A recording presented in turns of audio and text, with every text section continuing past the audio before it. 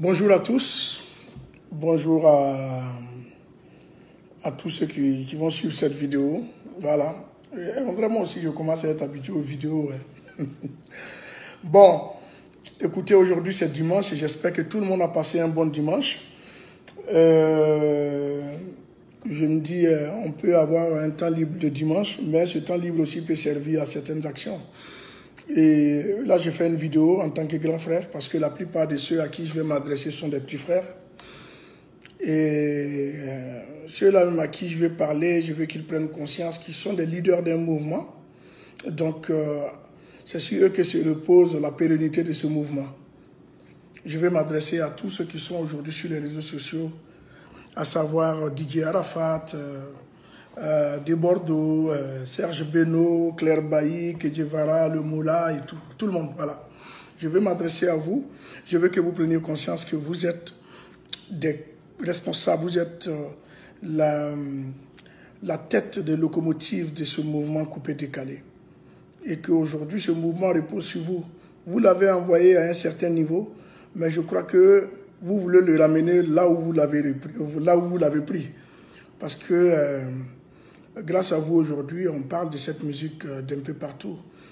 Mais aujourd'hui, le rôle d'un artiste, ce n'est pas de promouvoir seulement sa musique, mais c'est de promouvoir aussi des valeurs, de promouvoir sa personnalité, de communier avec ses fans, de pouvoir à travers sa personne servir à ses fans. Parce que la plupart de vos fans sont des fans qui sont soit de votre génération ou des gens qui sont plus jeunes que vous et qui vous prennent comme exemple. Alors, je ne peux pas comprendre que vous venez sur les réseaux sociaux vous exposer de cette manière. Et ça part toujours d'une histoire banale et après on rentre dans la vie privée des autres. Et même quand tout ça va se calmer, vous allez vous revoir pour vous mettre ensemble, mais il y a quelque chose que vous ne pourrez pas effacer, ce que vous avez dit les uns des autres. Et vous venez dévoiler la vie privée des autres, même après un pardon, ce que vous avez dit reste.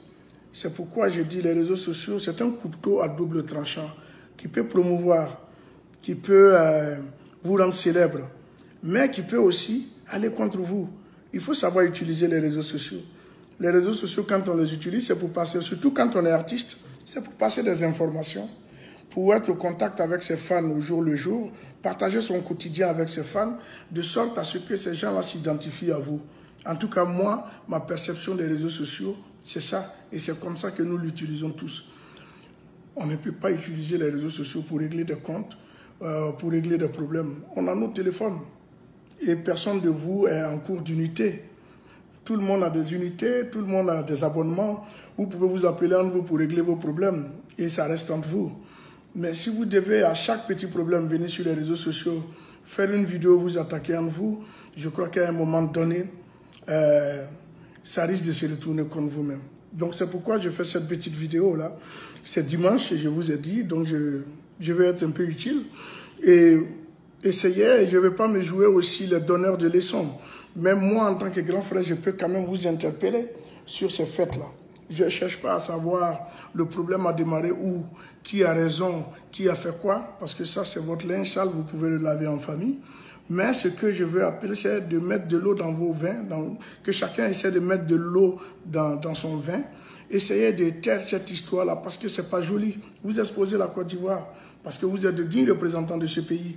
Et quand vous faites ça, c'est le monde entier qui vous regarde, et de partout. De là où je suis aujourd'hui, il y a des gens qui me croisent dans les rues pour me demander mais qu'est-ce qui se passe à Abidjan? Qu'est-ce qui se passe? Et puis les gens sont sur les réseaux sociaux en train de s'insulter. Et ça encore c'est à moi. Vous ne savez pas, ceux qui ne sont pas de la Côte d'Ivoire, qu'est-ce qu'ils se disent? Qu'est-ce qu'ils disent de vous? Les gars, ce n'est pas une belle manière de vous promouvoir. Parlez en vous. Appelez-vous. Réglez vos problèmes comme des grandes personnes, comme des grands garçons. Asseyez-vous et discutez. Ce n'est pas sur les réseaux sociaux que vous allez faire ça. J'entends des choses horribles que même, je crois qu'on ne peut pas dire à son pire ennemi. J'attends des gens dire des choses. Je ne parle pas de leur véracité ou de ce qui est faux ou de ce qui est vrai. Mais ce que je vais vous dire, le plus gros perdant, c'est vous. Ce n'est pas ceux qui regardent vos vidéos. Parce que aujourd'hui, sur les réseaux sociaux, tout le monde est devenu voyeur. Tout le monde a envie d'entendre des mauvaises choses ou des bonnes choses de l'autre. Donc, les gens, ils écoutent et ils rigolent. Et au sortir de là, les vrais perdants sont vous. C'est vous qui devenez comment on appelle, des acteurs. Maintenant, si vous voulez être des acteurs, je crois qu'entre la musique et le cinéma, il n'y a pas un grand pas. Il y a des séries télé à Abidjan qui cherchent des acteurs. On a reçu plusieurs demandes, donc vous pouvez vous inscrire là-bas pour jouer dans des séries télé. Parce que ce que vous faites là, ce n'est plus de la musique. Parce que nous, on est dedans, ça fait quand même 20 ans. Et vous n'allez jamais entendre qu'Assalfo a dit ça de Yodé, Yodé a dit ça de Pat Sako a dit ça de Paulin, Paulin a dit ça d'Éric Patron. Non. Pourtant, au Zouglou, on a aussi des petites altercations, mais on préfère les faire en famille ou bien quand on se voit, on se dit la vérité et puis on se sépare. Pourquoi vous ne voulez pas faire ça, les gars? Vous êtes des grands. Vous représentez aujourd'hui la musique ivoirienne. Vous êtes la relève. Il faudrait que vous laissiez ce mouvement-là sain pour que d'autres personnes viennent continuer le combat que vous avez commencé. Maintenant, si vous voulez ramener ce mouvement-là là où vous l'avez pris, bon, là, ça se comprend. Mais je crois que ce n'est pas ça votre objectif. Donc, les gars, de grâce, moi, j'ai fait cette vidéo pour m'adresser à vous, pour vous dire de mettre de l'eau dans votre vin, d'essayer de vous comprendre en vous.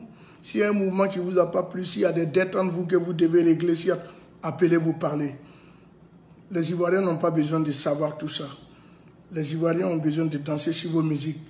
Les Ivoiriens ont besoin de chanter sur vos chansons.